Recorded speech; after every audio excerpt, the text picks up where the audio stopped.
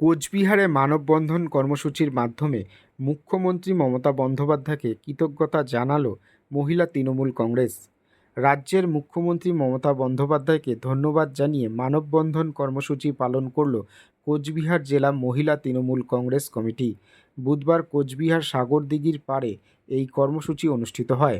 রাজ্য মহিলা তৃণমূল কংগ্রেসের নির্দেশে এবং জেলা মহিলা তৃণমূল কংগ্রেসের উদ্যোগে এই মানববন্ধনের আয়োজন করা হয় বলে জানান জেলা মহিলা তৃণমূল কংগ্রেস সভানেত্রী সুচিস্মিতা দত্ত শর্মা। সুচিস্মিতা জানান, মমতা বন্দ্যোপাধ্যায়ের নেতৃত্বে রাজ্যের মহিলাদের জন্য নানা কল্যাণমূলক প্রকল্প বাস্তবায়িত হয়েছে এবং সেই সব প্রকল্পের জন্য মুখ্যমন্ত্রীকে ধন্যবাদ জানানোর উদ্দেশ্যেই এই কর্মসূচি। আমাদের মুখ্যমন্ত্রীর হাত ধরে মহিলাদের অগ্রগতির প্রতীক হিসেবেই এই মানববন্ধনের আয়োজন করেছি বলেন তিনি। আজকে আমরা রাজ্য তৃণমূল মহিলা কংগ্রেসের নির্দেশে এবং জেলা তৃণমূল মহিলা কংগ্রেসের আহ্বানে আজকে আমরা সাগরদিঘির চারপাড়ে এক মানববন্ধন কর্মসূচি করলাম। যে মানববন্ধন কর্মসূচি আমরা মুখ্যমন্ত্রী মমতা বন্দ্যোপাধ্যায়কে কৃতজ্ঞতা জানিয়ে নারীদের উন্নয়নে দিদির যে কাজ, কন্যাশ্রী, রূপশ্রী, লক্ষ্মীর ভান্ডার, মহিলা উদ্যোগপতিদের কে সুযোগ করে দেওয়া, আমাদের আনন্দধারা প্রকল্প, স্বয়ং সিদ্ধা প্রকল্প একটা দিক খুলে দিয়েছেন মহিলাদের ওমেন এম্পাওয়ারমেন্টের। আজকে তাই আমরা একদিকে সামনে দুর্গোৎসব, তার আগে আগামী 2 তারিখ মহালয়া রয়েছে, তার মাতৃপক্ষ আসবে, তার আগে মুখ্যমন্ত্রী মমতা বন্দ্যোপাধ্যায়কে কৃতজ্ঞতা জানাই এবং কোথায় গেল সিবিআই নির্যাতিতার বিচার চাই। নির্যাতিতার বিচার কিন্তু এখনো পেন্ডিং রয়েছে, এখনো হয়নি। আমাদের একটা দাবি রয়েছে সিবিআই এর উপর যে অতি তাড়াতাড়ি এটার বিচার প্রক্রিয়া শেষ করা হোক এবং এটাও আমাদের দাবি। এবং মমতা বন্দ্যোপাধ্যায়কে কৃতজ্ঞতা জানিয়ে আজকের আমাদের এই কৃতজ্ঞতা কর্মসূচি, আমার হাত তোমার হাতে, আমরা সবাই দিদির সাথে। দুর্গাপূজার উৎসব চলছে, মায়ের আরাধনায় ব্রত হয়েছে। আমাদের ঘরের মায়েরা বোনেরা নিরাপদভাবে বাজার ঘাট করছেন। রাত্রি 12টা 1টা পর্যন্ত মল খোলা থাকছে।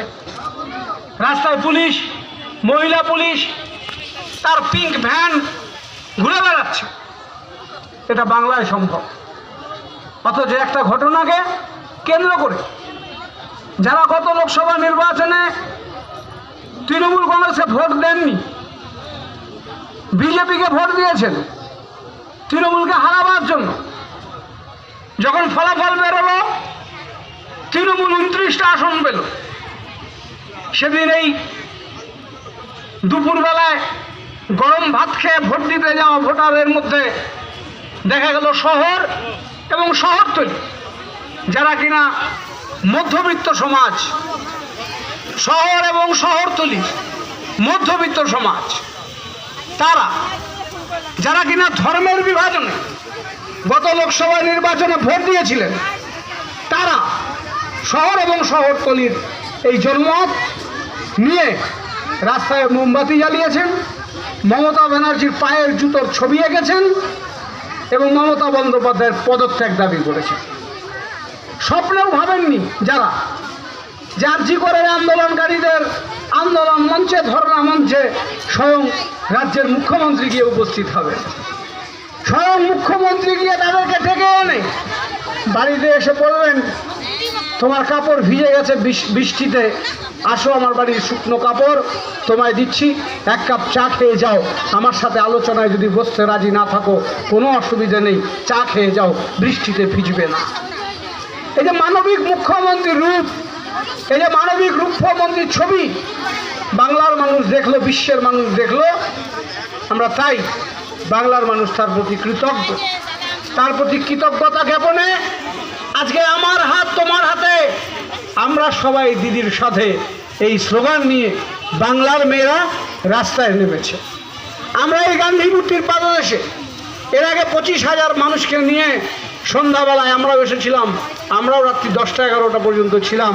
আমরা জি করে ঘটনাকে নিন্দা করে, আমরা প্রতিবাদ করে, আমরা শাস্তি দাবি করেছিলাম। কি করছে সিবিআই? যারা সিবিআই করে চিৎকার